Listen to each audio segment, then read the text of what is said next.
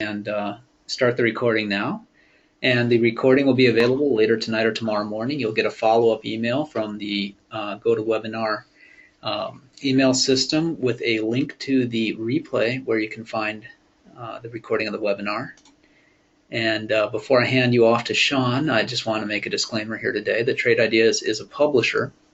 And you understand that no content published as part of the Trade Ideas trading services constitutes a recommendation that any particular investment, security, portfolio of securities, transaction, or investment strategy is suitable for any specific person.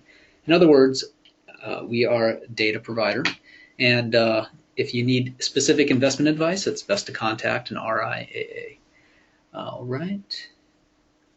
So without keeping you from the presentation any longer, I am going to hand off to Sean, and he should be able to share his screen here, and we'll do another little sound and vision check.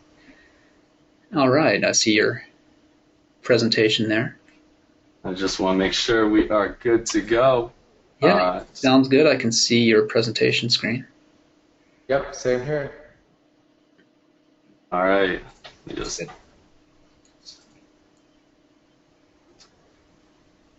put a full screen. But all right, guys. I hope everyone had a wonderful day today. If you guys are trading or not, I hope you guys definitely got some nice beneficial study time in. And what I really want to talk to you guys about today is some top day trading breakout patterns. Day trading is what I've been doing for the last 4 years straight. A little bit of a history behind me, guys. I started back getting very interested when I was in high school.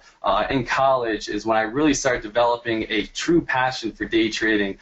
Through the rest of my college career, from sophomore on, I started trading. I graduated college and then just became a full-time day trader since then. So I have gained a lot of knowledge. I never had a mentor growing on up, and that's one of the true reasons I started DeckMarTrades.com, because I've always wanted to show people the ease behind day trading. Now, there's a lot of complications in day trading. You think about stock trading, one of the things you think about is just how complicated stock trading can possibly be. What I really like to do is really break things down, make it as simple as possible, make it as easy as possible for you guys for something that you guys can relate to. So a lot of my trading guides, a lot of my trading teachers teaching, it all comes down to making it simple for you guys. Everything you guys do in your life, you can make it 10 times more complicated than it really has to be. And that's what I see a lot of these times these days. I see a lot of people complicating things. I see a lot of so-called teachers, making things very hard for their students. So what I want to bring to you guys today is just some top trading patterns that after today, I want you guys to be able to take over to your trading and for you guys to, see more success in your trading. So these top breakout patterns I'm going to be talking about, guys, are patterns that I use every single day when I'm trading stocks. These are the patterns that we use in our chat room as well when I'm trading with our trading community over at DeckMarTrades. And I'm more than happy to bring you them and show you guys how they work. Again, we have the $1 breakout pattern, the U-shaped breakout pattern, red to green moves, which personally is my favorite, which I'm going to be going over, ascending triangle breakout pattern, descending triangle breakout pattern, bull flags, and mid-candle breakout patterns. Now, each of these guys we are going to break down each of them, and you guys are going to get a great understanding. If you guys have any questions, comments, or concerns about them, you guys can always hit me up as well at deckmartrades@gmail.com. I'll be more than happy to answer anything you have, because I know how tough it is starting off. And again, a lot of these patterns, guys, even though they might seem simple, these are the ones that I've been using for the past 4 years straight. I've been able to trade for the past 4 years full-time just from using these patterns. I never had a mentor. I never had someone to show me how to, really find these patterns. So me, bringing them to you guys is extremely important because I know the struggle and I know how hard it is to,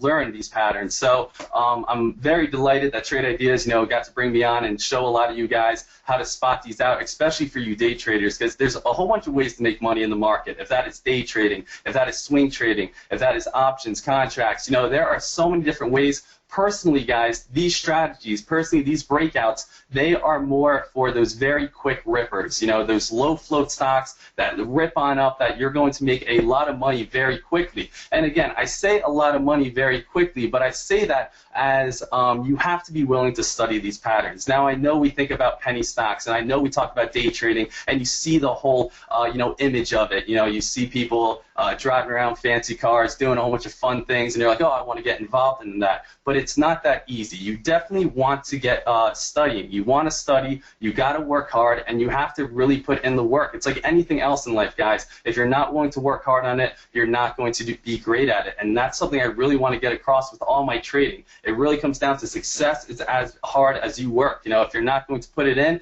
you're not going to get anything out of it. So I'm going to be going into these 7 different patterns today, and again, if you guys have any questions, please just ask. I'm more than happy to help you guys out. But let's get into it. Key things you need to know, and I know a lot of you guys probably are, stock traders already. I know a lot of you guys already know what these 3 things are, but if you guys are just joining and you guys are on a little bit more of a beginner level, that is absolutely fine. But there are 3 things I definitely want to go over just to get you up to speed and kind of catch you up to a few people who might be a little bit of ahead. Now, I want to be talking about volume, resistance, and float. Because, guys, these are the top 3 things that you really want to focus on when getting into your day trading career, especially my strategy. As I said before, there are multiple strategies, guys, hundreds, thousands, whatever works for you. That is what I want you guys to definitely stick with. If you guys make money in the market, you guys are already ahead of the curve. But it's not always about just making money in the market. It's about consistently making money in the market. That's why I tell our traders a lot, guys. Anyone can make money in the market. If you have some money, you just throw it in there, and you can definitely make money. Anyone can do that. But the part that comes hard to is being consistent in the market, and that's what I want to show you guys.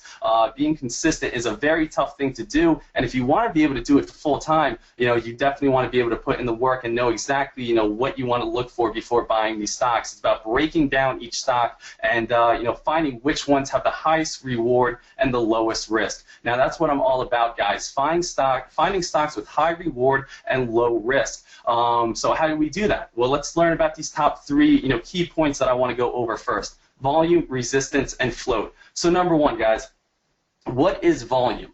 Volume, guys, is how many shares are traded within a stock. How many shares that are going through, that is if I'm buying 1,000 shares, if I'm selling 1,000 shares, what volume really is, guys, is volume equals activity, activity equals profit. When people are buying shares, stocks are going to move. Stocks are not living things, guys. They're not living creatures. They're not going to be running around doing whatever they want. Stocks move from people, and if you guys can understand people, you guys will be able to understand the market a lot better. That's what I really like to focus on, guys. Some of the biggest things I really like to focus on in the stock market are going to be psychology of the stock market, because I like to understand where people are going to be buying and selling. If you think about it, we have around 80% of people within their first year of stock trading are going to fail. So what I usually like to do is I like to kind of put that 80%, what I like to call the mob. If I understand what the mob is going to do and I'm one step ahead of the mob, I'm going to be able to make money in this market. So if I'm ahead of the mob, where the mob's going to be buying, where the mob's going to be selling,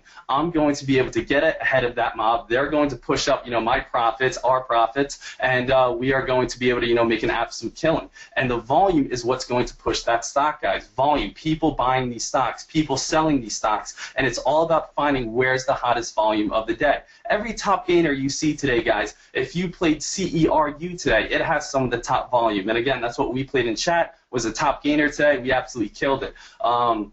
It's all about finding what stocks have some of the hottest volume. Now, volume, guys, also is going to lead to some of the most predictable plays in the market. If you play stocks with low volume, that is where you get unpredictability. That is where you're going to get large spreads. That is where stocks are basically going to be jumping up, jumping down for no reason whatsoever. Guys, I work in a penny stock world, $1 to $10. Now, again, you think about penny stocks, what's kind of the first thing that probably pops in your head? Probably like a Wolf of Wall Street or sketchy stuff like that. And hey, you know what? We do live in a little bit of a sketchy world when we get into these penny stocks. When we talk about penny stocks, things that come to people's minds are pump and dumps, email blast, that move up stocks, and manipulation. And you know what? That stuff does happen. But the things you have to be aware of is finding the credibility. If you do not know what stocks are credible, if that's from press releases or different chart patterns, you guys aren't going to be able to play stocks consistently. Getting caught up in pump and dumps, you're obviously going to probably be on the bad end of it. If you get caught up in just, some stock manipulation.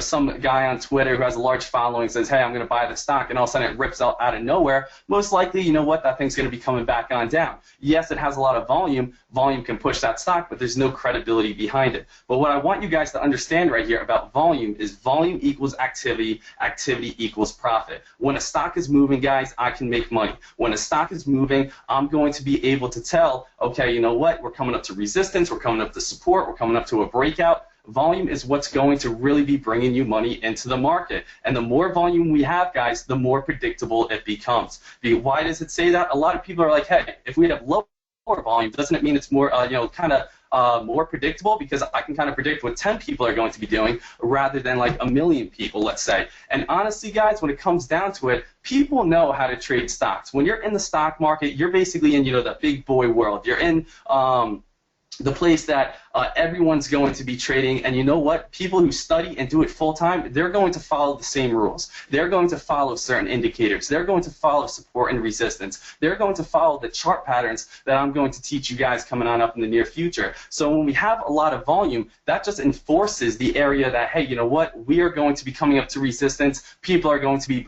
selling at this area. If we break resistance, we're going to be breaking out and moving. Oh, we're coming down to the 50-day moving average. Watch for a possible bounce. The more people that know these fundamentals, the more people psychologically are going to be buying at these areas and pushing these stocks on up. So volume equals activity, activity equals profit, guys. You want to make sure you guys understand that, and volume is absolutely crucial. What you want to look for, just a little bit of a hint right here for anyone who's a beginner.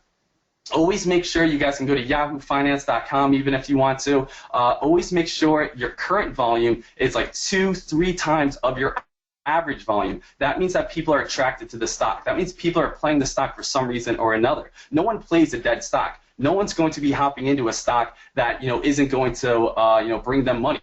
Some people, rookies, they hop into plays that really don't have any sort of reasoning on why they're, hopping in on it. It's just, not the best idea because you're just going to sit in it and it's not going to move. So when press releases come out, when these chart patterns come out and they develop, that is where volume is going to move in. And I'm going to show you guys some great examples in the near future. Next up, guys, resistance. Now, what is resistance? Resistance is basically a psychological number that this stock cannot break above. For instance, guys, we could say the $1 mark. The $1 mark, as I'm going to teach you, is the strongest resistance line in penny stocks. $1 is the strongest resistance line in penny stocks, and then $10 is the second strongest resistance line in penny stocks. Now, why is this? We're going to go into this actually probably in our first breakout pattern, but resistance is basically, again, when a stock goes up to a certain price point and then the stock, turns around at this area because for some reason it cannot break out. A little bit of a background about resistance, guys. There's multiple different types of resistance. There's past chart history pattern of resistance where a stock hasn't been able to break in the past. There's natural resistance, which is every 25 cents, which is $1, $1.25, $1.50, $1.75, $2, $2.25, $2.50, $2.75, $3, etc. And those strongest resistance lines are every whole number and also every 50 cents. But as you guys notice, every 25 cents in the market, the stock usually get a little bit of trouble. And then on top of that, guys, our last resistance is going to be detailed resistance. Now, this could be 52-week highs, 52-week lows. This could be the open, the close, the previous high of the day, the previous low of the day. More detailed stuff. So we can definitely go into resistance a little bit later as well. But that is what I want you guys to understand. Basically, resistance is a wall, guys. A wall that, if you want to imagine it, it's a brick wall. If you imagine one person run into a brick wall, what's going to happen? Eventually, he's going to be like, okay, I'm not getting through this thing, I'm going to turn around and just give up on it. But when we have big volume coming through resistance, multiple people running through that brick wall, what's going to happen? Eventually that's going to fall. Then when you break through resistance, you get big breakouts. So when you have low volume, obviously that brick wall is going to be getting weak. When you break through that resistance wall, you're going to have big volume, and that big volume is going to be pushing right through that wall and take it up to the next level. So you can see how volume and resistance really comes together, and the harder we break through that wall, the more resistance is going to be coming to it. Also, if you want to think about it as that brick wall, the more people we have pounding on that thing, the more people leaning on that thing. When that wall finally breaks, everyone pushes through. And now, again, if you guys don't understand this right now, just wait a couple minutes. I'm sure you guys are going to get a great understanding. Float. Float, lastly, it's a little bit more complicated, guys. Float is the shares offered to the public. Now, excuse me, what you guys have to understand about float is the lower the float, the better. So when you look at a float, guys, and 1 second, I'm just going to get a drink of water. Excuse me. So, Scott, can you take over for a second? I got it. It's all good. Guys, one of the things that I wanted to mention that Sean's talking about, and this is Dan Merkin, is that these three things, volume, resistance, and float, to me, float is one of the most critical ones, and Sean's going to be talking about it, because float pertains to the physics of actual trading. There's so many people that spend so much time looking at old school technical analysis, like things like relative strength, MACDs, when two squiggly lines on a chart cross. And the problem is that's fairly incidental, whereas the float, it's like actual physics. You know, if you can imagine something like a Bank of America that has a float over 30 billion, and then one of these biotech companies that we're going to be showing you guys and that Sean's talking about in terms of the breakouts, when they are moving and the float's only 1 million or 2 million, it just does not take that much momentum to push it over. It's, again, imagine pushing over a leaf versus a gigantic tree trunk. So many things that have been told to the individual investor over the years of trading that are not accurate, which is you need something to trade 10 million shares, or you need to trade the FANG stocks. And that's just not true. The better opportunities are exactly in the things that Sean is talking about. And his approach that, again, that's being discussed here is simply that you must understand the basics of not so much like what the company does, but the basics of how trades work. And the float, something that's discussed by nobody on CNBC, is arguably one of the most important things that anyone can ever understand. You know, because basically every volume is volume, but the volume has a percentage of the float element into it. Yeah, I'm sure. Sean, are you okay? I'm sure you're just getting a drink. Oh, yeah. Can you hear me? Oh, yeah. And again, you can take over any time, but I was just commenting on how the float's so important and nobody really talks about it because many platforms don't even have the number and they don't have a way to sort on it, and they certainly don't have a way to alert you when low float situations are happening. But the physics of it is so key to understand. So please feel free to take over. Yeah, and again, Trade Ideas does an awesome job, showing your float, and it's one of the things that I really put on all my scanners. And again, I apologize about getting that water right there, guys. I'm kind of fighting this cold. This blizzard just came up the northeast, and it's like Alaska out here. I'm seeing snowmobiles go by my house right now, and on the roads, it's pretty insane. So just trying to fight off this cold, but hey, let's get right back into it. Talking about this float right now. As Dan was saying, float is so crucial to me. It is absolutely one of the most important things you want to look at when getting into a stock. It's basically the shares that are offered to the public. And what you really want to think about, guys, again, keep it simple to yourself. Supply and demand. When you have, let's say, a very low supply of something and a very high demand, what happens? It causes chaos. It basically, everyone wants to get into it. Everyone's trying to get in as quickly as possible because, you know what? There's a limited amount. If you guys want to kind of think about it like this, I always like giving some analogies, stuff that you guys can relate to. If you Black Friday shopping. Imagine, your child wants, an Xbox and there's limited amount. What's going to happen? All the parents are going to go to your, local Walmart, and it's going to be madness. It's going to be crazy.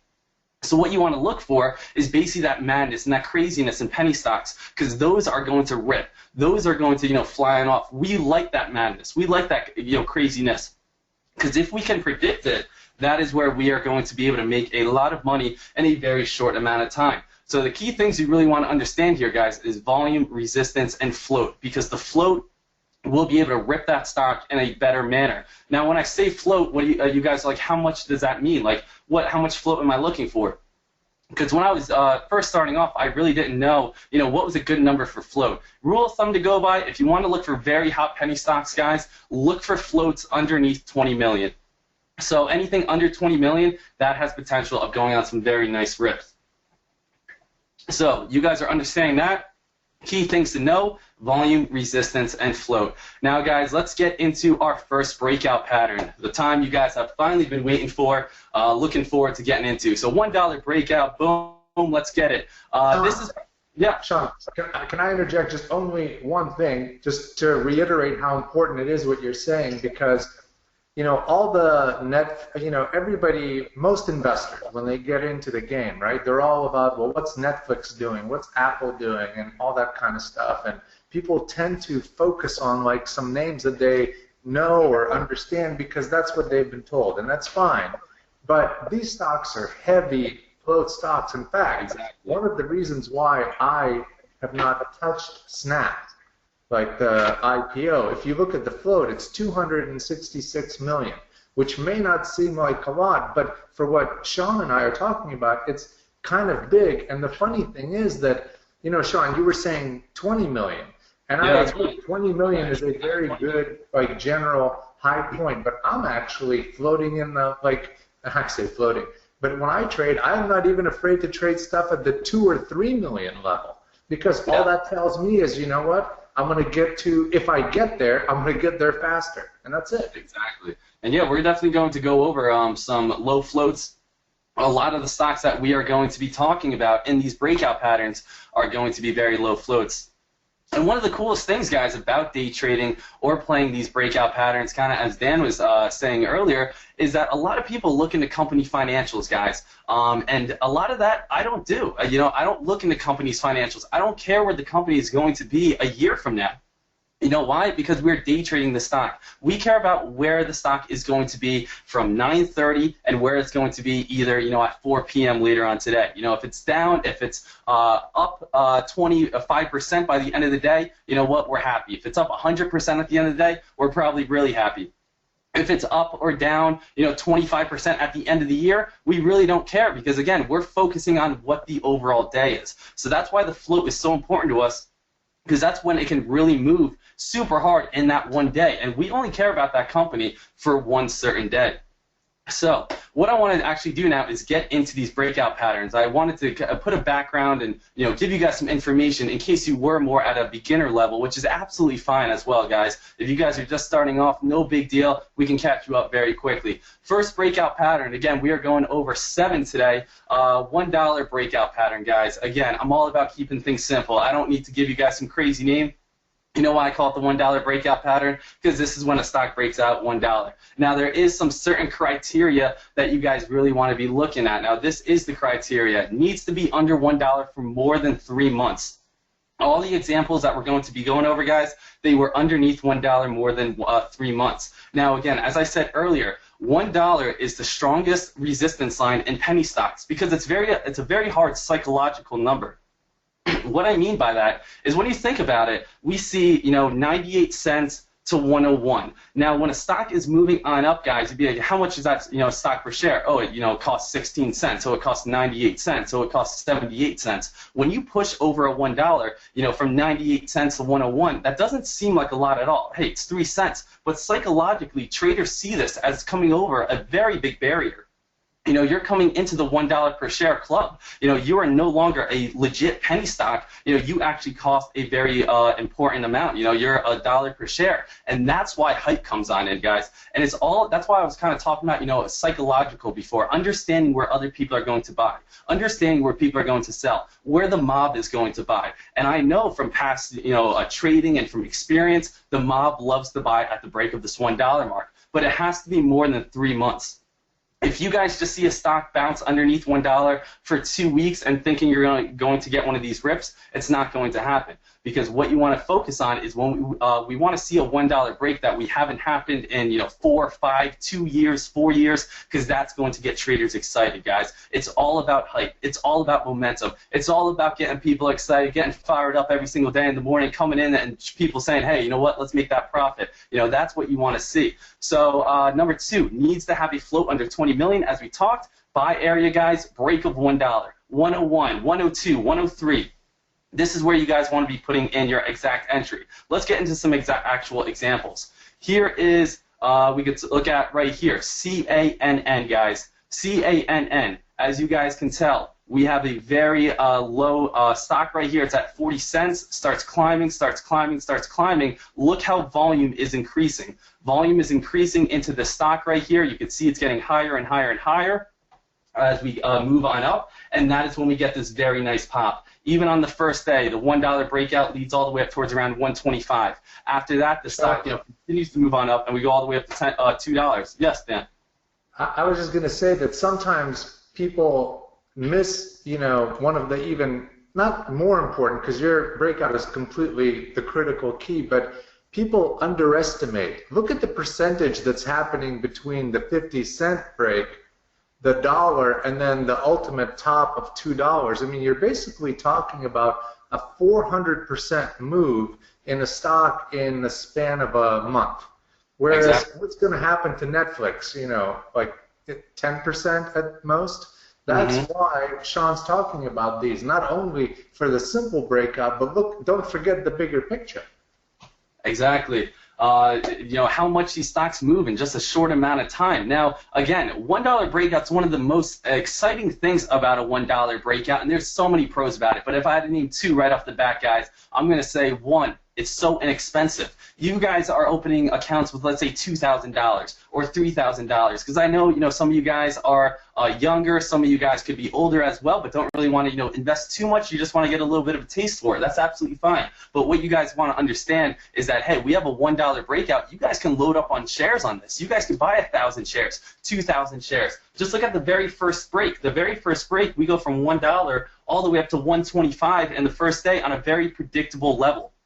That's what I'm talking about, guys. Predictability in the stock market, predicting stocks, and this is how you guys can really do it. So just going from $1, let's say you have a buy entry at 101, 102, the stock runs up to 125, 126. You have 1,000 shares, just like that. You're growing your small account up about $250, on a very, very easy, predictable manner. And it's all from this break of $1. Look how volume pushes on through. Now I want to continue to move on. Look at UNXL, guys. This is all about following the same pattern. Look how it's underneath for the past 3 to 4 months. This actually went all the way back to like November. So all we can see is January, but this was underneath $1. And look how it starts building on up. Something I want to really get involved in and tell you guys about is the higher low pattern, which we talk about in a lot of our stock trading, guys, but higher lows indicate future breakouts. There is actually one pattern I'm going to be going into in the near future that you guys are going to be able to watch, and it's all about building higher lows. But notice how at the bottom, back in here around February 1st, we have a low. Then we start moving over into March, we start getting a higher low. Then the stock starts building on up. You could start seeing a trend line, and then we break $1. Oh boy, hold on. We get this nice big rip, and that's exactly what a $1 breakout is all about. Low float, nice underneath $1 for the past few months, and then explosion, predictability, all from the $1 break. Now again, guys, if you see a stock that was just above $1 and it just comes underneath 98 cents, we're not going to get a breakout just like this. Here's another example: VGZ. VGZ underneath $1. Personally, again, I always wait for the $1 break because $1 is one of the strongest resistance lines in penny stocks, if not the strongest resistance line in penny stocks. So I always wait for the $1 break. Again, it's all about your personal trading strategy. But again, look at the volume when the $1 breaks. You guys can see it right in the bottom corner of the chart that the volume just absolutely rips on up, absolutely takes on off just because of the $1 break, and traders understand this. They follow those fundamentals, guys. And if you guys are ahead of the mob, if you guys can see, okay, you know what? I know right now if I buy at 101, the majority is going to come and push this on up. You guys are going to be able to make some very simple, predictable profit, which is what it's all about. Here it is again, guys, another example. These are all past chart patterns that we played in my chat room, that I played personally myself. And again, it happens over and over and over again. The only tough thing about stock trading, guys, is understanding these patterns. Once you guys study these patterns, figure them out, you guys are golden. And that is when we get these, very beautiful rips. And just look how volume moves in. Volume equals activity, activity equals profit. Notice how there's no volume underneath, 9-1 or 8-1 or 7-1. But then notice these big volume bars that push in. That's where the activity comes in. That's where we break resistance. Resistance is $1. When we break that wall, everyone starts pushing on through. So that is the $1 breakout, guys. We also have one more example. EBIO, this was a great one. It went from $1, ran all the way up to $177 in one day. And as you guys can see as well, $1 breakouts not only make you money on one certain day, but they also lead to many more, green days and a more upwards flow. As you guys could see, we have EBIO. It went all the way up to $6. We could see CGRW. They're very nice holds. As you could see, it breaks $1.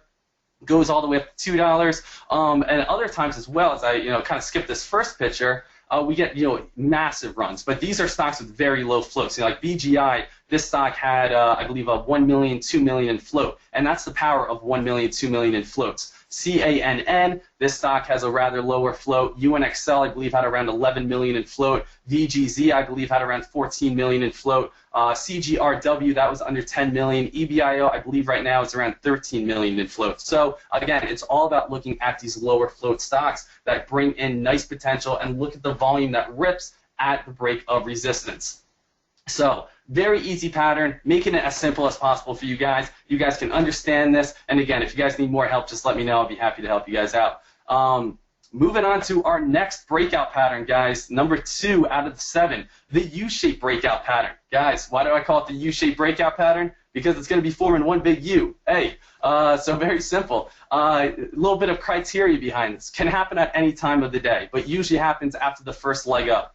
The stock needs to be under 20 million in float, needs to hit a resistance line and fall back to consolidate. You can buy at the support level and sell at resistance. And again, if you guys need a visual, just hold on, it's coming. Buy area, top of the U shape. That is where I usually set out my buy alerts. That is where I usually purchase these stocks myself. So let's get some examples of these U-shaped breakout patterns.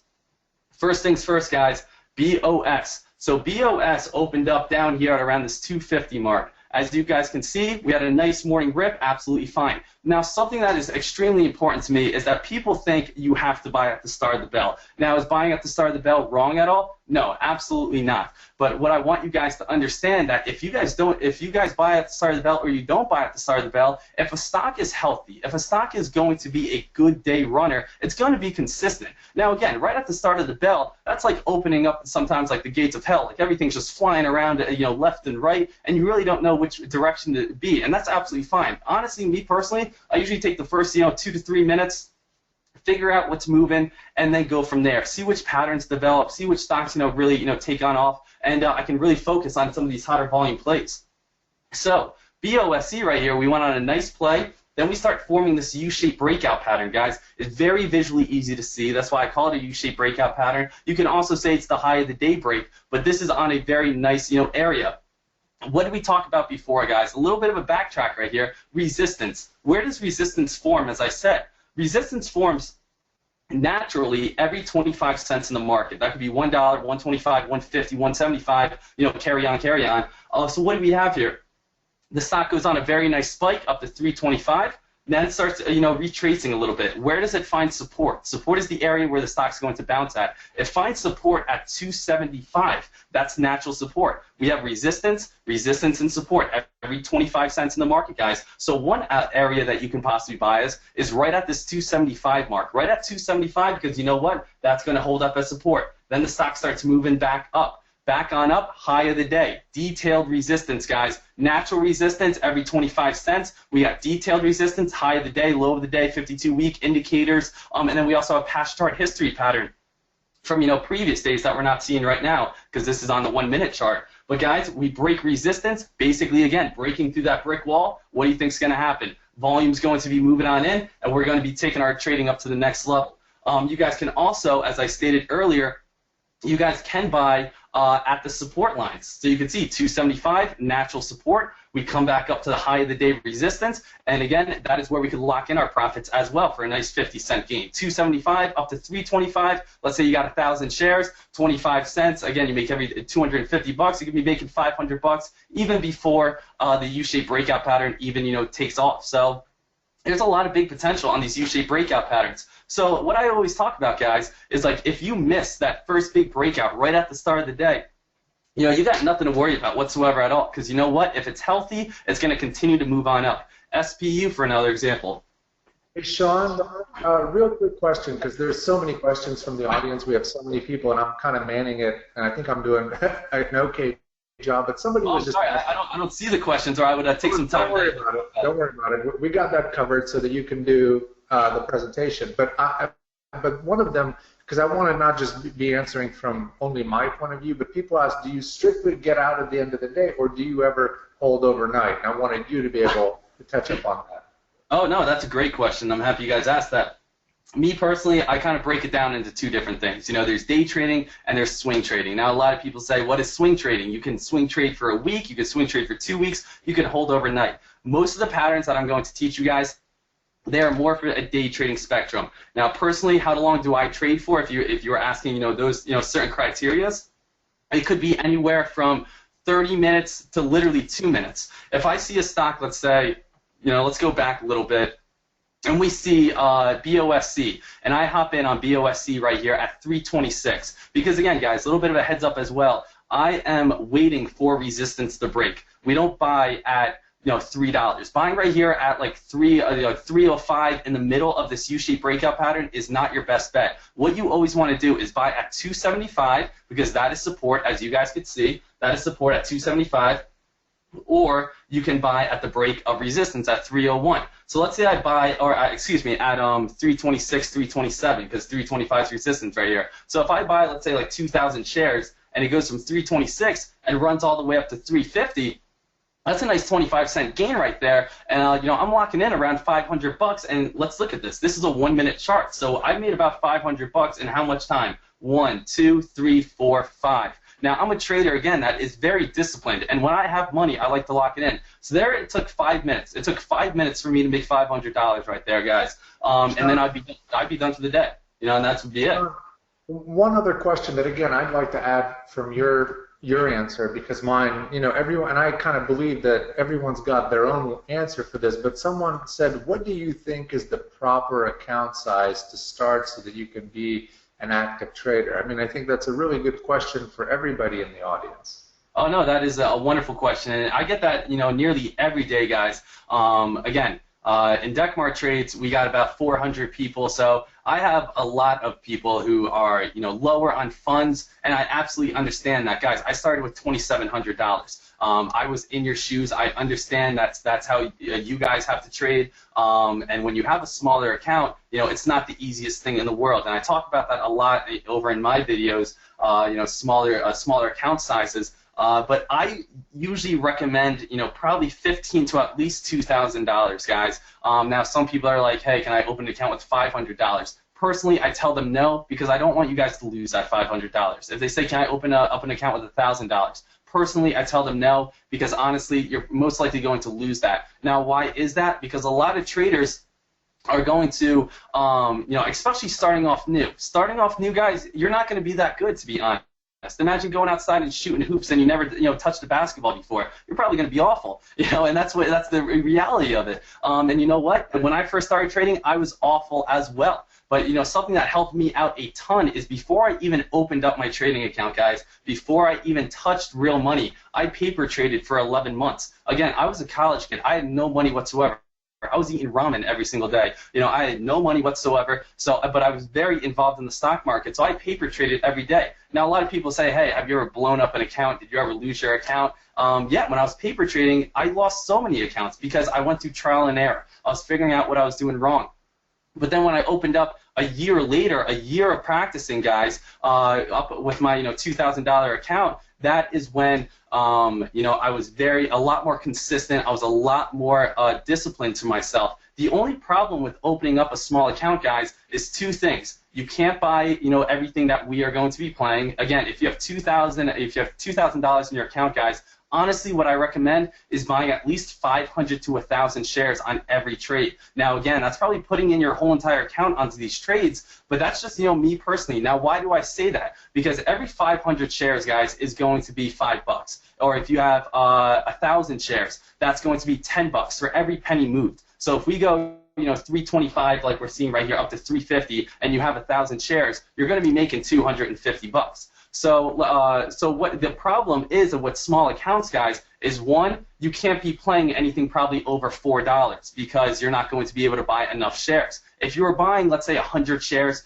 200 shares, 50 shares, what is that going to do? You are going to have to trade that stock absolutely perfect, and then by that time, what's going to happen? You're going to get caught up in trading fees, commission fees, all that stuff, and most likely when you're a beginner, you're probably going to have a little bit more losing than winning. So you're going to have to trade perfect and then probably get it all taken away from you, and then on top of that, you're just going to have regular losses. And that's why a lot of people start with small accounts, and that's why I usually should suggest about 500 to 1,000 shares, so when you guys make your money, you guys actually see it. Now, again, that does come down to whatever you guys want to do. That's just how I started. That's what I usually tell our traders, and it definitely works for them. As I've seen, and a lot of accounts grow very quickly because it's all about cutting losses quickly, letting your big gains run. And just because, let's say, you're buying 1,000 shares at a stock that's $2, and you're like, oh, that's my whole entire account, doesn't mean you're going to lose $2,000, guys. You're putting in $2,000. You're investing $2,000 for 1,000 shares at the price of $2. If things aren't going your way, if you see a stock go from $2 down to 198, you could lock out. You know what? You lose $20, but you're gonna get all you get all your money back. You get $1,998 $980 back. You get it all back. So one of the things that I kind of tell people, we also, I think Sean and I speak basically the same language. And one of the things that I tell people that if they want to kind of study on account size and things like that, think about blackjack. And I've said this in our trading room, and I've talked about it, infinite amount of times in various presentations. Consider this, and I know you know this. Like, let's say you go to Vegas and you're playing at the $5 tables in blackjack, right? Well, if you have $200, there's about a 90% chance you're going to lose it all, simply because you just don't have enough money to go through enough of the variations of odds to catch that move that could get you, the kind of money that you need. And trading has some similarities. Like the smaller account that you have, the more you have to be disciplined, the less leeway you have. Like, for example, I started trading this year because I'm kind of doing a learn by example with our trading room, where I started with a $30,000 account, and I'm working to transform that into hopefully 100,000, maybe even 200,000 by the end of the year. But the idea is that if you think about it, like that gives me enough buying power where I can basically kind of test things at 500 shares and then double down if things are going, and do the kind of execution strategies that one would do similarly to playing strategic blackjack or strategic poker. In poker, like if you don't feel it, you have to fold because someone's going to take your money. There's a lot of feel similarities to me. I don't know if you gamble at all, but there's a lot of similarities in terms of the money management side. Yeah, I definitely understand that, and it definitely comes down, guys, to a lot of feel. Everything you do, it's going to be a lot of feel, and a lot of people, when they first start off, they don't have that feel, and I completely understand that. A lot of people sit down every morning, guys. It'll be 9 o'clock. They start studying their patterns. You know what? That 9:30 bell hits. What goes through most of your guys' systems? All of a sudden that adrenaline kicks in. Your heart starts pounding. You're like, okay, I just saved up all this money. Let's start investing it. Let's do this properly. But a lot of people, are getting scared. They let emotions take over them. And what happens whenever you let emotions take over you guys? You guys lose because you're letting your emotions. You let fear, you let greed take over your trading. Emotions are not good, guys. Now, again, I'm a very passionate trader. I'm a pretty optimistic guy as well. Try to help out anyone I can. But I want you guys to understand that if you guys are going to show emotions, sit down with confidence. That's the only emotion you should be showing. And again, the only reason that you guys are scared is because of the plain fact that you might be new, and the plain fact that you guys maybe haven't studied these patterns enough. So again, we have the $1 breakout pattern. We just touched the U-shaped breakout pattern. Think about it in high school, guys. High school, college. If you studied all night, if you worked all night for a big time test, you sit down, with your calculator in high school about to take that, calculus test, and you're like, I'm the man. Like, I'm about to kill this. I'm about to put this up on my fridge, and like, my mom's going to be happy. If you sit down and you didn't study at all the night before, you're just like, wow, I am not putting this up on my fridge. I'm scared to go home. This thing is going to absolutely stink. That it's the same exact thing when, it comes down to trading, guys. If you study your patterns, you're going to be absolutely fine. The longer you've been in trading, you're going to definitely see more. And that's the thing that really kind of came to me, guys. If you guys have been in trading for a long time, you guys are going to be able to say to yourself, wow, I see this a lot more. When you're first starting off, this could look like a foreign language to you guys, which I completely understand. So it's all about really just pounding it into your head over and over and over again, and you guys will definitely get a great feel for it. So I do want to carry on right here. We just looked at BOSC. SPU. Again, guys, we get these nice big rips. Let's carry on with a few other U-shaped breakout patterns. This one's a little harder to tell, but you can still see. We got our morning rip, our morning run-up. We get our nice U-shaped pattern. Again, we could get our nice form, and then we get our nice big climb, our nice big rip. Again, that one's a little tougher to tell, but I still want you guys to still get the visual behind it. CDXC, bell goes off, we get our nice big pop at the start of the day. Let's say you missed that morning rip. No problem. Guess what, guys? 325 right here. 325, as you guys can see, natural resistance. Stock starts forming that U shape. We start seeing support being filled. We start coming on up. Look what happens, guys. Volume starts coming in right at 10 o'clock. That's one of the biggest volume pushes we see during today, other than, right in the morning. We see the volume push come on in, and then what happens? We get our next leg on up. Can you guys see, just really quick, Dan, if you could ask me, is my mouse, can you see my mouse on this screen or on this screen? So this is one, this is two. I see it right on the big one. I see the notes, but I see the mouse. Everything looks fine to me. Oh, I just have two different monitors, so I'm just curious. Is it this screen you see a mouse on? Yes. Okay. I just wanted to make sure. All right, thank you for that. So as you guys can see, very visually easy, and again, it's not you guys going to be chasing stocks, getting in at the top, and then all of a sudden you guys missing plays. What is a huge thing that rookies do, guys, that messes them up and makes them lose trades? They see a stock rip, and what do you say? Wow, I want to go in and get in on that stock. So you know what happens? The stock starts pulling back, and you usually end up right here at 380, and the stock starts ripping. You get out of your trade. About an hour later, it's on its next leg on up. Guys, where does this go up to? 450 natural resistance. It all makes sense, guys. Every 25 cents with those 50 cents, being as a harder resistance, or when we break those marks, that's where we get some bigger explosions. So continuing on, CNR, nice big, nice little morning rip. U-shaped pattern, next leg on up. This is a little bit lower volume in stock, a little bit just a different angle I wanted to show you guys. DRAM, a little bit lower in volume stock as well, but I want to show you guys that these patterns occur every day. These will occur every day, guys, within the top gainers. They get some of the biggest runs. They get some of the biggest pops towards them. So even if we have low volume stocks, even some of the hottest ones as well, will lead to these big time breakouts, these big time gainers. This stock went from $3 to $5.25 in one day. SPU has around $2 million in float. Nice big rip. It's okay if you miss that nice big rip. It's okay if it's a healthy stock. We're going to consolidate. Look at this break of $4, natural whole number. Look at the buying volume come on in. The buying volume comes on in. We get this nice next leg on up. One of the beauties, guys, about U-shaped breakout patterns that I forgot to mention while going over this, one of the best things, they happen throughout the whole entire day. U-shaped breakout pattern right here. Look what happens right here. U-shaped breakout pattern for next leg on up. They happen over and over and over again, and you guys can spot them. Obviously, it always comes down to early bird gets the worm, guys. That's why I trade 99% of my stocks in the morning. I usually don't trade for swinging. If you guys are, I know he was asking me about that. I usually don't swing too much, to be honest, guys. I usually do a lot of my trades before 11:30, before 11 o'clock even. So we have nice big U-shaped pattern, nice and predictable. Even right here, U-shaped pattern. If you want to look at these two lines right here, right along that 375 mark, U-shaped pattern, next leg on up. Where's it going to get held up at? $4 resistance. If you're in early, guys, you're going to make money. When a stock is up 60, 70% on the day, you can't be surprised if it starts fading after that, guys. If your stock is up 10%, 5%, 15%, yes, we have a lot of room to run. But if you guys, aren't, if you guys are, trying to hop in on stocks that are up 100% already today, you guys are going to get crushed. And that's why it's all about coming down to being, one of the first, guys. Being, one of the first, and how you guys can really make the most money. Because when a stock is only up 10%, we got the world to go up. When we're up 200%, guess what happens? Shorters are going to be coming on in.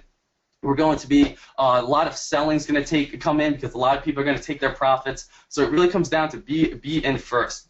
Moving on, guys. Red to green moves. Red to green moves, my favorite pattern.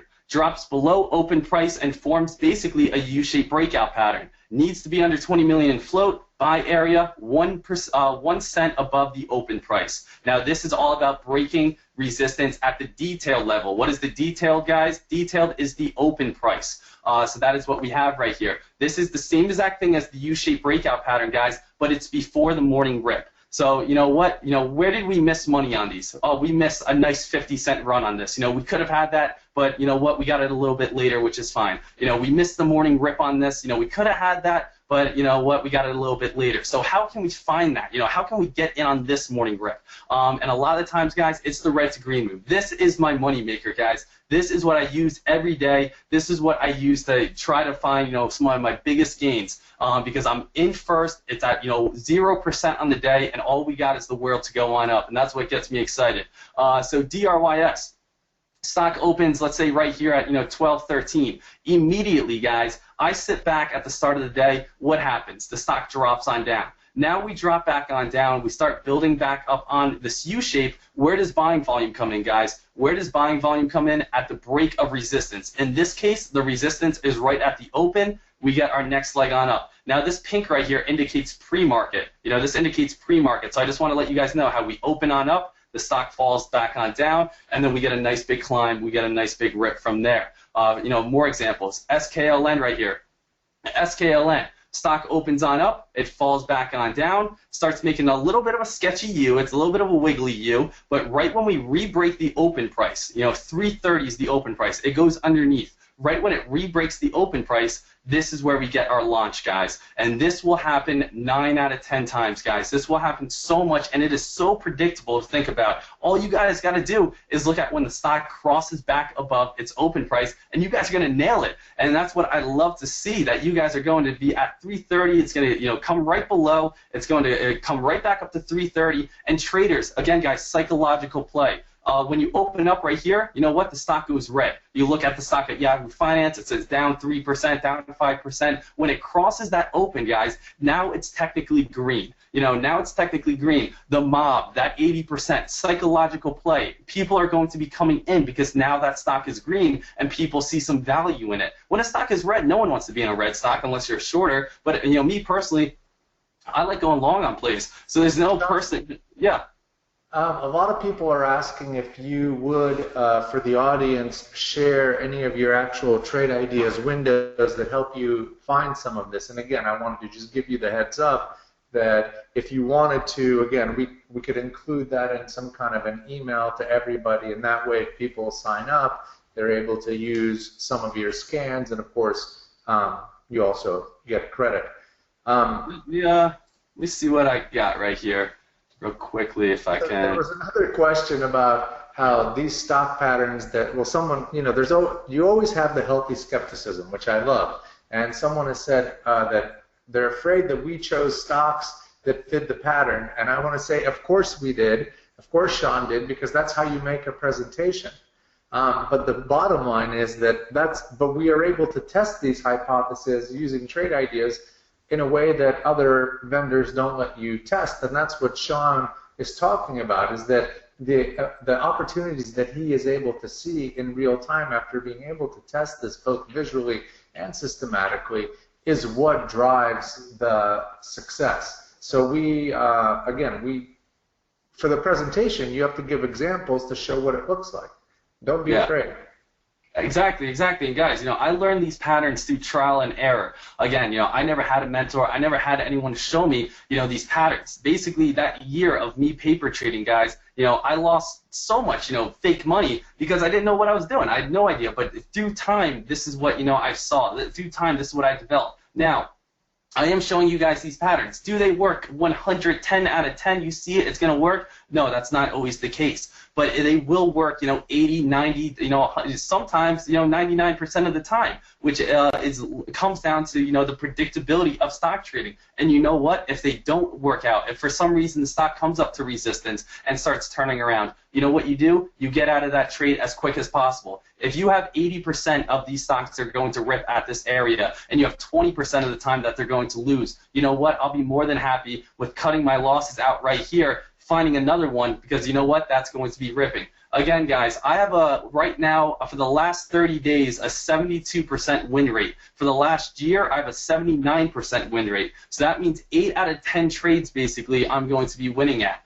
And that's from following these patterns. So do they happen every single time they're going to be 100% there? No, but they happen a lot because break of resistance is breaking these walls. So, here's another example. RGSC, 1 million in float, drops right at the start of the day. It opens up right here at 928, drops right at the start of the day, comes back in, psychological play. You can even see a little bit of red right here, right at the start. You know why? Because this is a resistance line. Now, this is only when stocks break resistance, guys. That's why we always put our, our buy orders, 1 or 2 cents above the resistance line. If we're looking for a $5 breakout, we're putting our buy order at 502, 503 because we want to get it when it breaks above. I don't buy in early, guys, because you know what? If I wanted to go for a $5 breakout and I'm going in at 497, 498, I didn't break through that wall yet. But when I break $5, I'm through that wall. When I'm in at 498, 497, I'm still basically with the pack of people just pushing that, that wall, trying to get it to fall. Sometimes it's going to turn right around. So if you just wait until that break of the wall, even if you hop in right here, like the wall was at, if I want to guess, 575, 550 right here, natural resistance 575. Then we get the nice breakout at, let's say, 578. If I hop in at 578, 580, we go on a monster run because of the red to green move. It's a U-shaped breakout pattern, guys, before the first leg on up. So that's what I really want you guys to see. We open up, U-shaped breakout pattern, and then we get our nice big rip. So it's the U-shaped breakout pattern before before the morning spike, basically. So it's very, very nice. You guys can see it. Sean, there's one more thing. Again, tons of questions, and again, that's great, and I'm answering everything. I wanted to just throw something out to people that are new so that maybe they understand that, again, with trading, there's different ways to get to the same thing. And one of the ways, like for example, that I use is that, let's say, whether it's I'm trying to buy into a U shape where it's coming to me, or whether I'm buying a breakout. I sometimes do what's called a feeler trade. Like I'll buy 200 shares as I anticipate the move and let that 200 bounce around in my P&L so that I can see what's going on. And if it goes against what I visually, and feel-wise do, then I'll cut it. But if then it goes in the direction I want, then I'll just add to it. So you don't always have to one shot, one kill. And I just want to kind of see if, I don't know if you ever do that or not, but that's one of the ways that I kind of solve that problem of forcing you to be right all the time. Mm-hmm. No, I definitely understand. It's just, when it comes down to stock trading, guys, no one can 100% say, what, this is it. If we could all say 100% what it's going to do, we'd all be absolute billionaires. It's all about, again, finding the patterns and finding the most predictability. Guys, there's going to be credible plays in the market. There's credibility. How is credibility formed? Credibility is formed by press releases and by chart patterns. If you see a random stock, start spiking, before you hop in, do your research. It could take 2 seconds once you guys, actually know what you're doing. All you guys got to do is see if it's a chart pattern, a breakout chart pattern, see if it has a news behind it. If something's ripping for no reason, don't hop into it. I'm all about finding credibility in my trading, and credibility is what's going to make your trading, take it to the next level, guys. It's going to grow your account. If you guys hop in on garbage, guess what you're going to get? You're going to get garbage. So, before you guys, hop into anything, you guys should know why you're buying stocks. And that's a huge mistake I see nowadays, that people are buying stocks just because it's moving on up. Now, that is an awful reason. So, again, can you get lucky every now and then? Yes, but make sure that you are playing stocks that you know why. If that's a chart pattern, a press release. And, again, those are the plays that are going to more likely continue to move on up. It's all about finding plays, patterns, press releases that have higher reward than risk. And if you guys have higher reward than risk, you guys will be able to, do just fine in the market, be able to do this full time, and really be able to change your financial status or whatever goals that you guys have. So it really comes down to just studying these markets and breaking it down. So next pattern, guys, I want to get to ascending triangle breakout pattern. The stock will hit a resistance line. Watch for higher lows to be formed. Remember, we talked about the higher lows on the $1 breakout pattern. With these higher lows, a wedge will be formed from the resistance line. Needs to be under 20 million in float. Buy area, guys, the break of top resistance. So let's get into some examples. SCON, what do we have here, guys? Higher lows, ascending wedge. Now, I talk about this in our chat room a lot, guys. Who are your best friends in the stock market? Your best friends, guys, are going to be U-shaped patterns, and your best friends are going to be triangle patterns. Now, why is that? U-shaped patterns, guys, are going to indicate a high of the day break. They're going to indicate some sort of resistance break, some sort of high of the day break, some sort of old chart pattern break. A U-shape forms, it breaks, volume moves on in. Now, what's going on with triangles? Triangles, stocks are being squeezed. Triangles, you could see all the volume that is in on this play right here, guys, is getting tighter and tighter and tighter. Energy is being, squeezed within this little area. You can see top resistance right here at, let's say, like 185. The stock goes up, it comes back down. That's a higher low than where it just started right here. Stock comes up, comes back down. That's a higher low than where it started. High, low. Stock gets inside this wedge. What happens? Pop. Simple as that, guys. Buying volume moves on in. We break resistance. The wall falls, and everyone goes screaming on up, giggling and laughing and having a great time. So, that's what I definitely want you guys to understand when you guys are, looking at these patterns. U-shaped triangles. These are what you guys want to look at because these are the ones that are going to lead to you guys profiting. Higher lows is an easy indicator that we are going to be seeing a breakout in the near future. All you guys got to understand now is where is the resistance, where is the mob going to be buying. The mob is going to be buying at the break of resistance, psychological play, break of the wall, buyers move on in.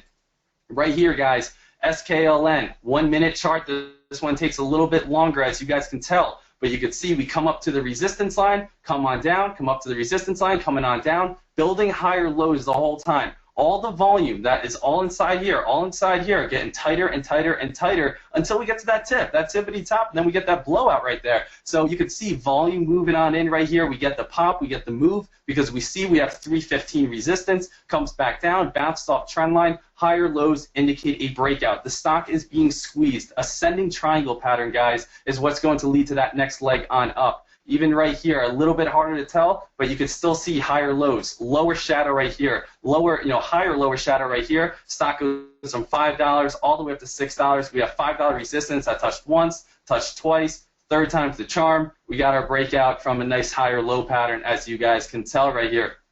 SGY. This is one of the patterns that actually work on the daily chart. So all you swing traders that are listening that likes to play stocks that, have potential, to hold for a long time, look at the ascending triangle pattern and what we're going to talk about next, the descending triangle pattern. Those are daily.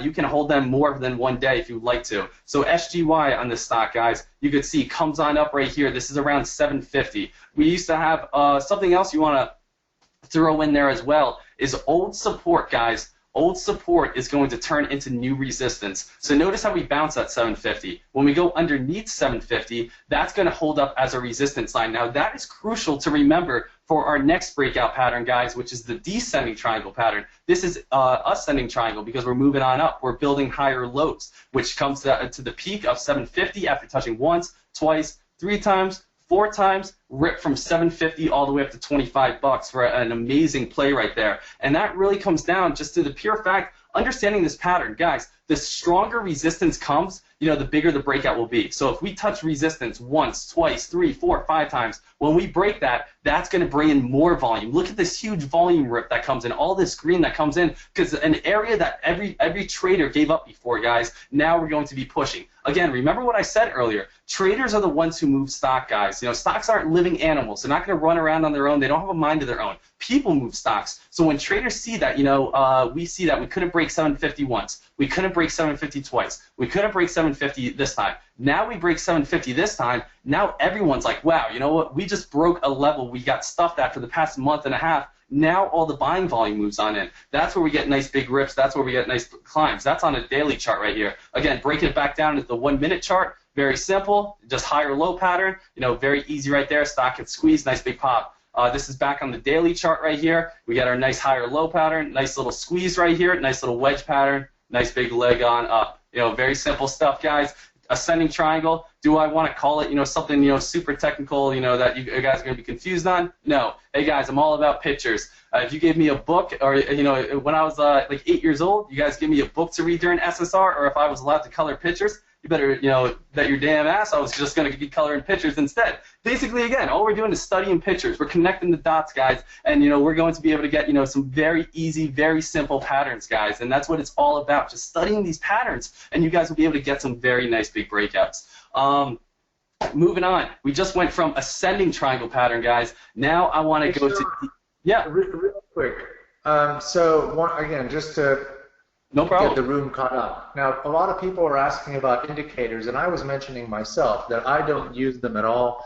And again, the large data suggests that indicators alone are just things on a chart, and you would have to be, again, you would have to be doing some magic to get a system out of it. But that's not to say that some people don't find value. So I wanted you to elaborate on how you might use them. And again, I'm not saying that you can't. I'm just saying that it's not a necessity, and it's not a tell-all for people, but I want you to be able to elaborate on your own use.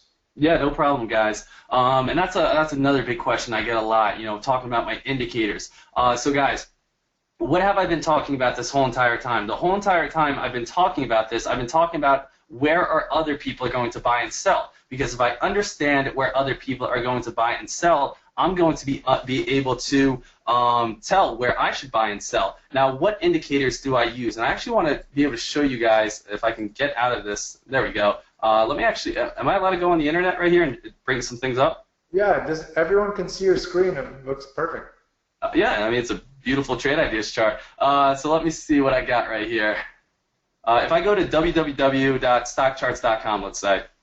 So I go to www.stockcharts.com. What are the first indicators that come on up, let's say? I type in MYOS right here. MYOS, the first indicators that come on up, guys, are going to be the 50-day moving average and the 200-day moving average. Now, why is that? That is because they are the most commonly used indicators out of anything. So why do I use the 50-day moving average and the 200-day moving average? Because these are the most popular. These are what people are going to be using. These are what people are going to be looking at when looking at plays. So if I understand what other people are going to be using, or what the majority is going to be using, that's where I'm going to be able to figure out where people are going to buy stocks, or where people are going to sell stocks. Now, if you guys look at this, you know, MYOS right here. MYOS, look at it, bounced off the 50-day moving average, you know, right here at 277. Why is that? No other reason than just because it bounced off the, you know, the 50-day moving average. You know, there's no other reason why this thing ripped. You know, it ripped from 277 all the way up to $4. This ripped from 291 all the way up to 387.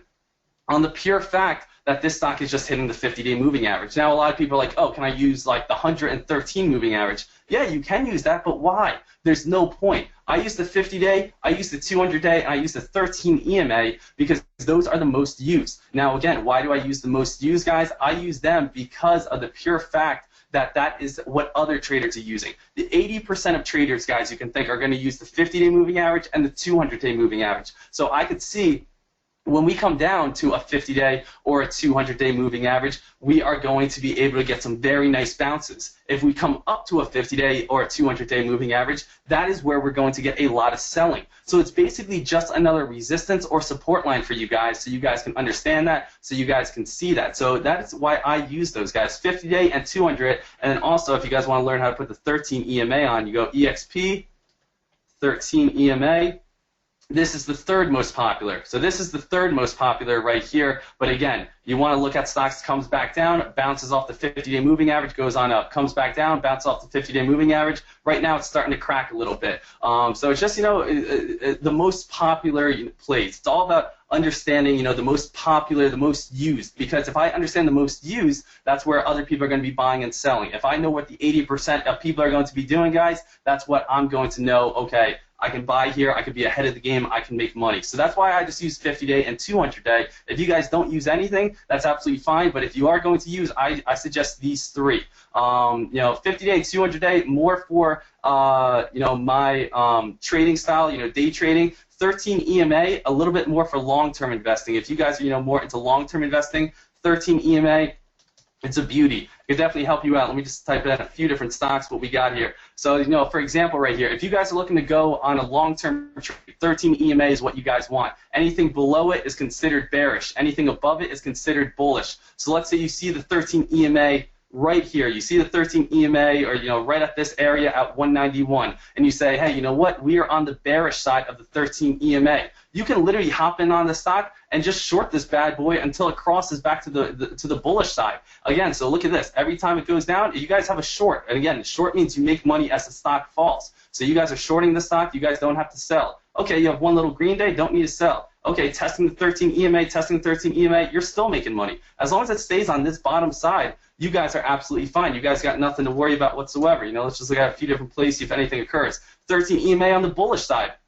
You guys want to look for a long-term play? Look at this, 13 EMA. We start moving, you guys buy right here, right when it crosses from, a little bit of bearish and bullishness. You guys go right here. We run on up. What happens? We get stuffed at the 200-day moving average. No big deal. We start coming back down, bounce off the 13 EMA. You guys are long-term. You're not selling after one little red day. You're still on the bullish side of the 13 EMA. You start moving on up. You get stuffed at the 200-day moving average. Still, now we're getting squeezed. Guys, triangle. Triangle's being formed right here. 200-day moving average, 13 EMA. What's going to happen when we get squeezed? Boom, baby. We get this nice big rip, and now we're all the way up here in, the profit land. So just a little bit of a recap right there on, 13 EMA. And again, I can't see the questions right now, but even, for you, Dan, I hope that cleared up a lot. Just those are my indicators I really like to go to every day. Well, it's funny, Sean, that people ask us often, why we don't put a lot of indicators on our own charts that you get inside of Trade Ideas. And I simply kind of talk about the fact that, Trade Ideas is more for that instant moment. You look, you kind of see it, and you go.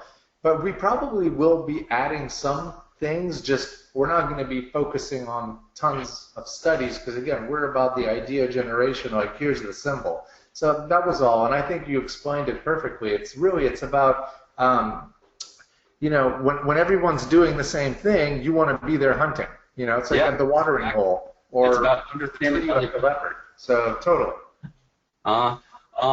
So yeah, I'll move on to this next pattern, and we're good to keep on going, right? Or just want to ask you, Dan. No, Sean, let's just go through all of your slides. There's a lot of people here, and we have no problem. Let's keep going. All right, I'm happy if you guys are happy. That's what matters. So, descending triangle pattern, guys. What did we just go over? We just went over the ascending. Now, what is this? This is the descending triangle breakout pattern, guys. This is basically the complete opposite criteria. Let's hit it. Forms after a major breakout, what I like to call a breakout supernova. Forms lower lows and is bearish on the daily trend. Bounces off old resistance, which now holds up as support, crosses trend line from bearish to bullish, which goes on a spike and needs to be under 20 million in float. Now, I know that was a lot, soak that in, but we're going to get right into it right now, guys. So first things first, we have a breakout supernova.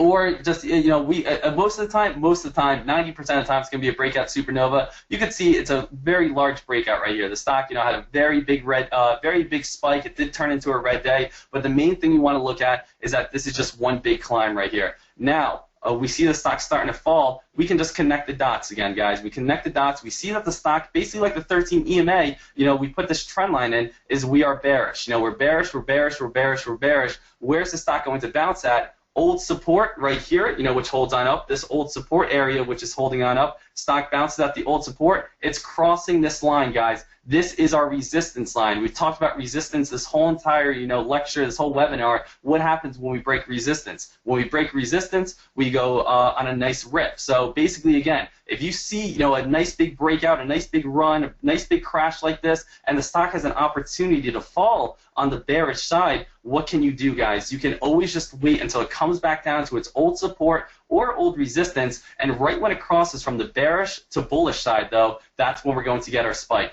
That's when we're going to get our rip. So same exact thing right here. SPU, breakout supernova, goes from $1 all the way up to 1950. Descending triangle breakout pattern. We have a clear-cut view that this stock is on the bearish side right here. Look what happens. Where did the stock bounce at, guys? The moment it crossed from the bearish side to the bullish side, we went from $6.50 to $7.95. I know it doesn't look like that much because the stock went from $1 to $20, but we went from $6 all the way to $7.95 in one day. You have 1,000 shares. You're making close to $2,000 in one day if you play this thing perfectly. Where's the bounce at?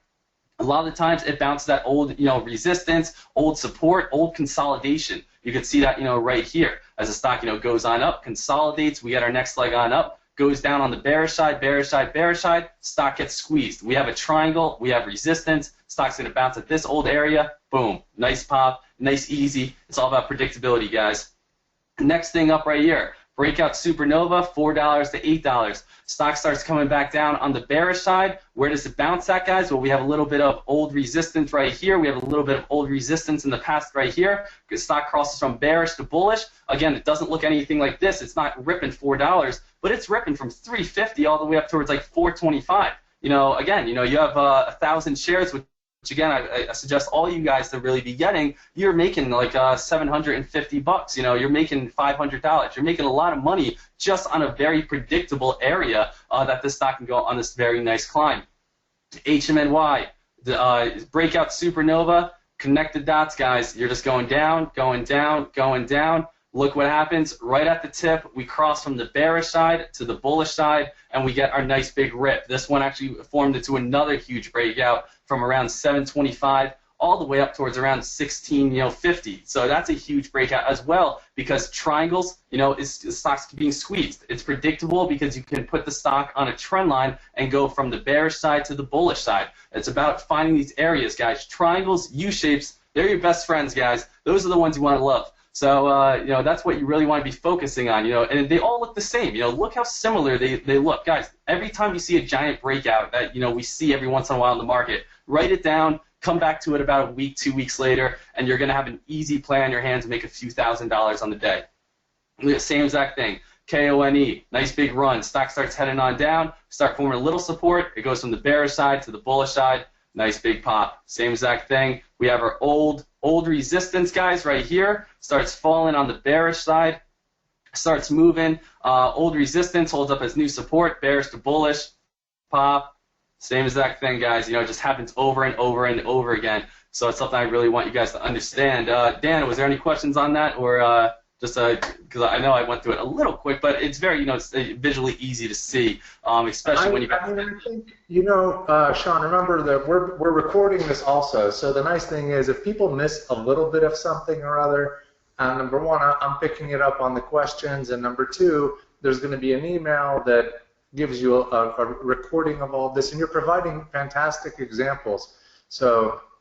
I think it's covered very well. Sounds great. And again, anyone who's listening to this, again, if you guys want to hit me up at duckmartrades@gmail.com, more than happy to explain anything that you guys need. Just let me know. Again, I never had a mentor, so that's why I'm so open to helping anyone who needs help, guys.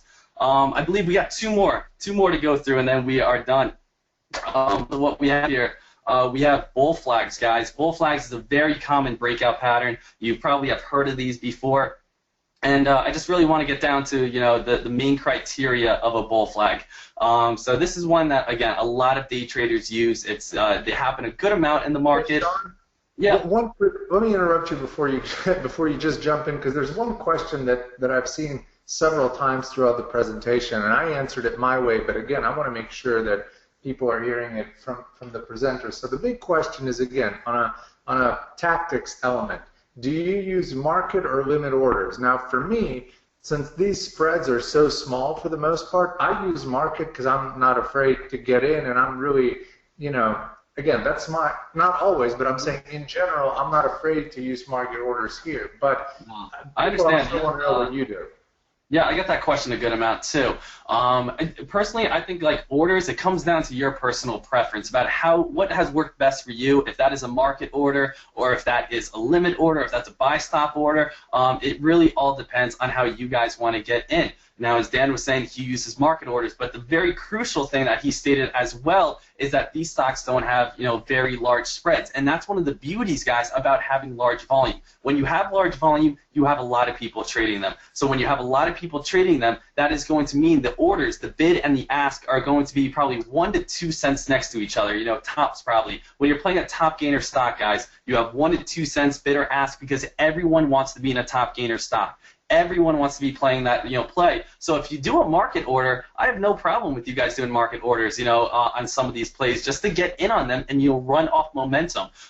If you guys can, bull flags. This is a great example of when to do a limit order. When do you get into limit orders? You want to get into a lot of consolidation. So limit orders, guys, are when you want a lot of consolidation. Also, because consolidation is obviously you got to put a limit order lower than the current price. So when you consolidate, the stock's going to fall, it's going to hit your price, and that's when you're going to be in on it.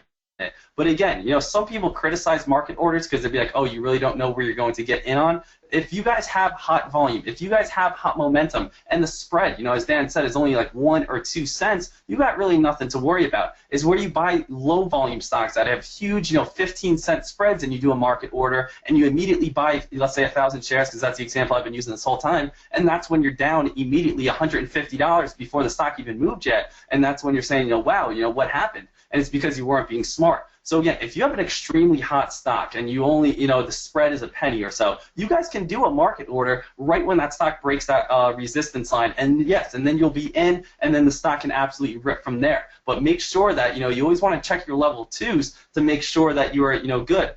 You can also do a buy stop order, guys, where you could set the price up higher than the current price, and when the stock runs up to it, you can get a nice big, you can get in on that stock. But limit orders, it really depends on the pattern, and it really depends on where the momentum is heading. A lot of people say, oh, okay, you can always do a limit order. A limit order will always be nice before resistance, guys, because when you come up to, like, let's say $2, the stock will probably hit $2, and then it's probably going to consolidate a little bit and before it breaks on out. But again, you're buying beforehand, so it's a little bit risky. Let me actually go back really quickly just to, like, U-shape breakout patterns. Hey, another question real quick. Yeah.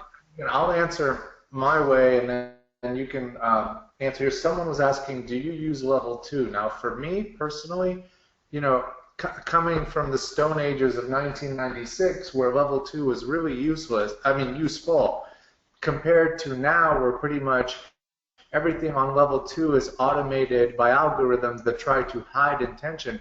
I don't even subscribe to level 2 myself. But again, I want to make sure you give people your perspective. Yeah, of course. Just the one thing I just wanted to state it, if you guys are doing limit orders, just notice how every time we come up to a resistance line, right here, we have that red, that red candle. So if you see the stock break above the resistance line, you could put a limit order just a little bit lower than that current price because it's going to take it before it goes off. Just a little bit of a pullback right there because at resistance we get little pullbacks. Notice, right here, we have our resistance line. We have this little pullback first before we get this nice big rip. So market order or limit order, guys, you guys will get filled because of that second of consolidation right there. And that's what you guys really just want to look at. Same exact thing, when we start looking at these stocks, that lower little shadow right there, that's going to take it. You could see, we get a little bit of break and then we get this little consolidation before we get that nice rip. That limit order is going to get filled. So you guys would be good on that. As the level 2s, guys, I personally do use level 2. I do use it. I don't, look at it constantly. I'm more of a chart pattern type of person, as I'm sure Dan is as well. But what I really like to look at for the level 2 guys, what I use my level 2 and my time and sales for is I use it for a measurement of volume.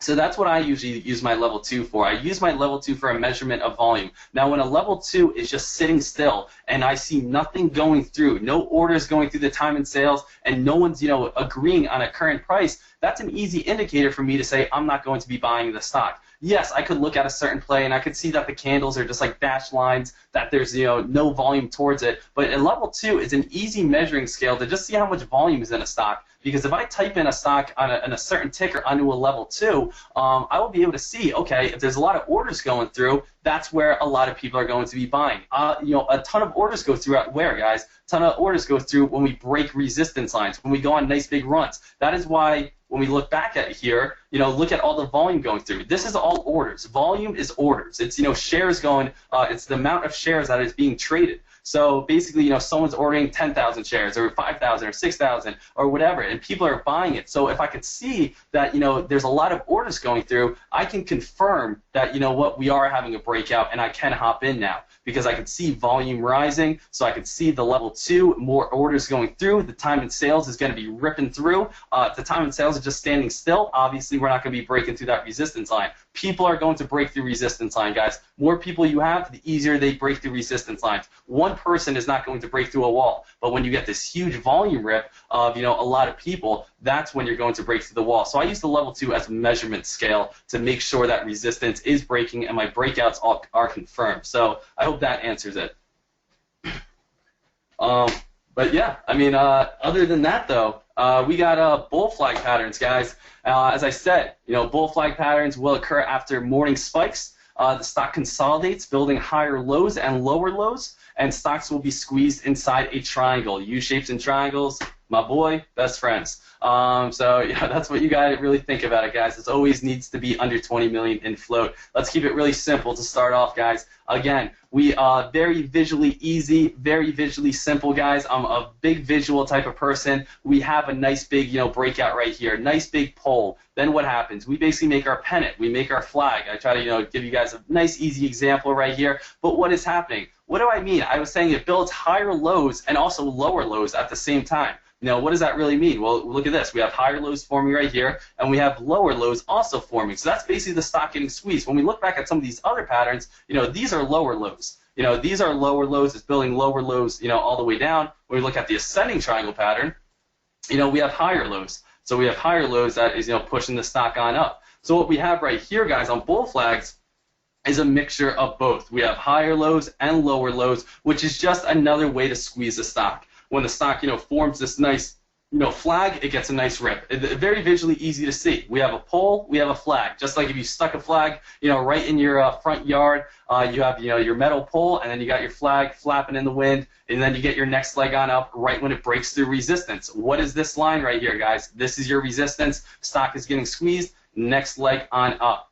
SPU. Here's the pole. The stock is building higher lows at the same time, building lower lows, squeezing the stock. Buying volume comes in. Buying, you see orders going through the level 2. It's confirmed, and that's when we get about a $1.50 spike. Runs all the way up towards around 12.10. Bull flag form, higher lows while building lower lows.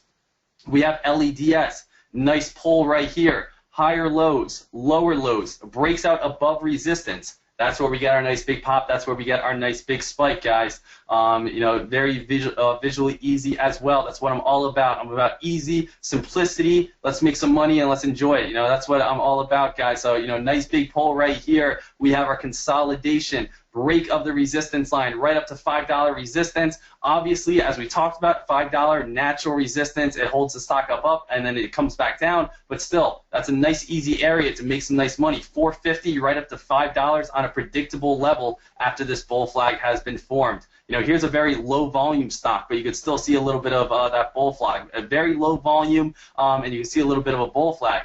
Also, something else you can see, red to green move down here. We opened up right here at around that 575 mark. Look what happened. Came back on down, U-shape before the morning breakout, and that's what caused the nice big rip before the bull flag. So you guys can put this all together like one big puzzle. U-shape. We have the red to green move, which again is that U-shape before the breakout, leads to a bull flag, which leads to its next leg on up. And that's the beauty of studying patterns, guys. That is the beauty of studying patterns, that you guys can see these, very nice ripping stocks.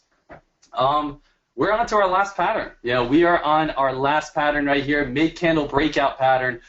This one is probably the most complicated, guys, out of the ones that I just went over. But I definitely want you guys to understand that, it is also visually easy. Again, this is not, if you type in mid-candle breakout pattern on Google, you're not really going to find anything. I just call it the mid-candle breakout pattern because why, guys? It's very simple, and for you guys to understand as well, it is when the stock spikes at the mid-candle of the previous breakout. So it's something I like to teach to you guys, and it's something that is very consistent as well. Over in DECMAR trades, guys, this is something that our traders love. They love this one because it leads to a lot of big-time breakouts, a lot of big-time breakouts as well. So mid-candle breakout pattern, guys, occurs 2 to 3 days after a major breakout. Shorters push the breakout to roughly mid-candle of the previous spike. Then we have buyers come back and volume returns to the play. Needs to be under 20 million in float. So again, this occurs 2 to 3 days after a major breakout. Shorters are going to push this or bring this down to roughly mid-candle of the previous spike, and then it's going to spike again, guys. So what do we have here? DELT.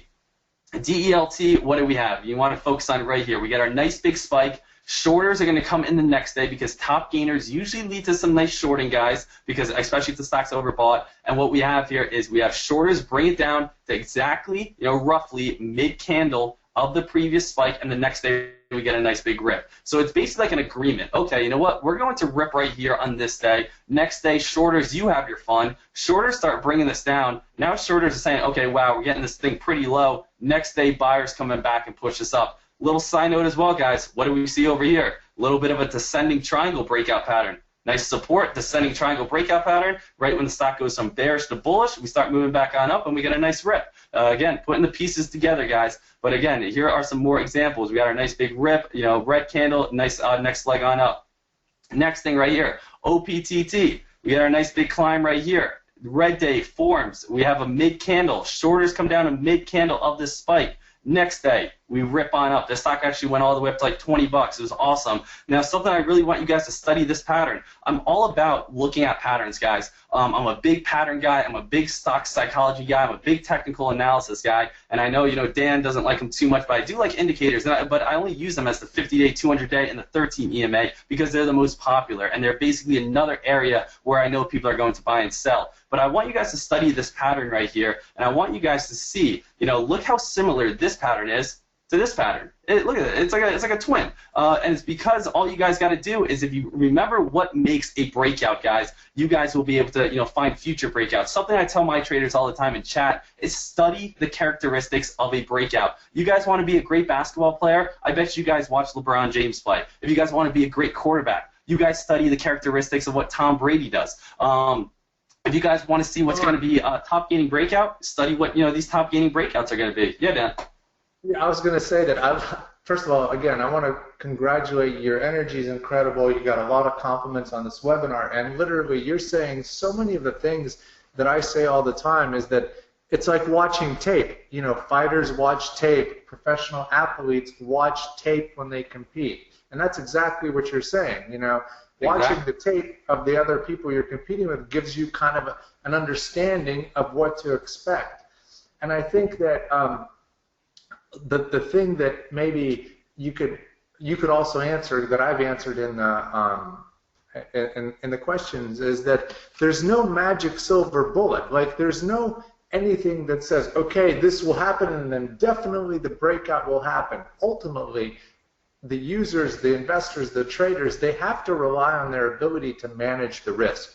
And I think that's, and what you're demonstrating is that risk management gets easier when you have a sense of anticipation, Exactly. But it's not without, it's not easy because look, even in the SPU example, you can see that after the 2 huge days, it tested you. Look at that, that kind of not engulfing, but that one down day, but then it continued. So it's not like it's free money, like Sean said. If it was free, everybody would be doing it. Exactly. It's just, understanding the patterns, and not every single one's going to work with you. But as I told you guys, probably 8 out of 10 will. So if I have to, if I see, 10 of them, maybe 2 aren't going to work. But if you guys just follow these simple patterns, 8 out of them will work. And then those 2 that that didn't work out, you cut losses quick. You be a smart trader, and you move on to your next play. You're going to, continue. You're going to get it. It's just, sometimes, of course, something may happen and it doesn't work. But there's no magic silver bullet, as Dan said. said. But if you guys are always finding plays with higher reward than risk, that's when you guys are going to be very, very consistent in this market. BSPM, guys, nice big rip, red day, comes right down to the middle, guys, right down to the middle. And something I also want to stress to you guys right here, as I already talked about, let's draw like an imaginary line across the board right here. What did this go to? It goes to old resistance right here, guys. Old resistance holds up as new support, something we talked about when we were talking about descending triangle breakout patterns, guys, when we're going all the way right here. Old resistance holds up as new support. So we can see old resistance right here, new support. Carry it over to mid-candle breakout patterns right here on BSPM. Old resistance, new support, boom. You know, we got our nice big rip, we got our nice big pop. XNY, nice big climb, red candle right down to the mid-candle breakout pattern, and we just keep moving on up from there. HMNY, a little bit different, so I just wanted to take the time to kind of talk about this one. I put this one as the last one.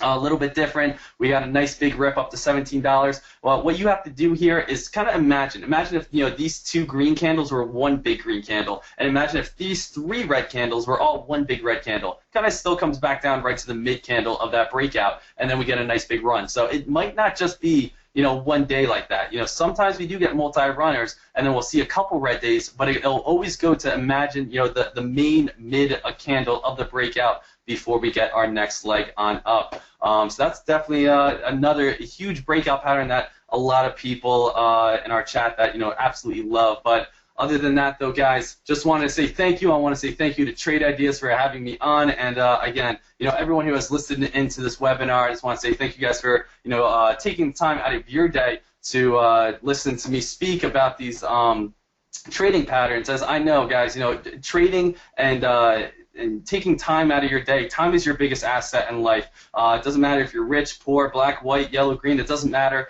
Time is what is most valuable. So you guys being here right now, I truly respect that, and that's why I want to give you guys as much information as I can, because I know that you guys could be doing anything else in the world, but you guys are being here. So again, I just want to say thank you guys, and if you guys are interested in my website at Deckmar Trades, you guys are more than welcome to join us on a free 2-week trial. And again, thank you, Dan, for having me as well.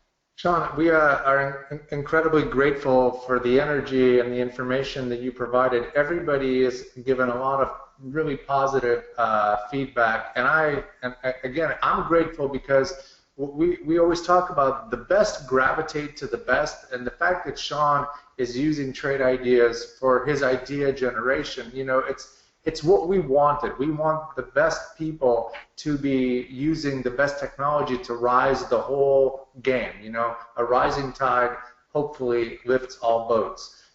This webinar is going to be recorded, so everyone's going to get an email with a lot of links. And Scott, are you still in here? Just want to make sure that I'm not missing anything. Yeah, no. There'll be a recording up tonight. Email will be going out tomorrow from the GoToWebinar service to the same emails they were registered with. Right. So, Scott, any other additional information before we let everybody run to their children and walk their dogs? No, we're all good. Go ahead and get this converted, uploaded, and it'll be available later tonight or tomorrow morning. So, Sean, a lot of people who are here who I think probably have either been to your room or are interested, they will be asking you in the future to share some of your scans or how you're using Trade Ideas, and I'm certain that when they come to visit you, you'll be more than happy to do that with them. So I'm just letting everyone know Sean's got the power to do all of that, and that's exactly what our platform is for: easy sharing, easy information access. And again, we want to thank everybody that's been here, and Sean specifically. Let's make sure, Sean, that we do this again. Yeah, of course. Whenever you guys want me, I'll be more than happy to go into. If you guys are still seeing my screen, this is one of my go-to scanners right at the start of the day. I actually have a few different scans. I'm trying to find the main home button right here, as I have a lot of different scans. You know, definitely some of my favorite. I have the beast mode. That's what I call my go-to scanner. I got my after-hour scanners that actually come up on my other monitor. But again, you know, we have a lot of, you know, up and down monitors. We have different swing trade scans, post-market leaders. So, you know, I got a lot of great stuff that I've definitely been working on. And again, I'm more than happy to help anyone out who needs some help with it. Yep, and super easy to share. And by the way, if you, through Sean, end up being a Trade Ideas subscriber, one of the things that you guys get access to is our kind of support. we will train you on this product so that the stuff that Sean's telling you is easily digested, and you're not just, you know, nervous or floundering around thinking that this stuff is too complicated. So again, thank you, everybody. We really appreciated your time, and once again, thank you, Sean, and we'll do it again soon. Sounds good. Thank you for everyone who joined us, and again, thank you guys to Trade Ideas. Take care. Thanks, everyone.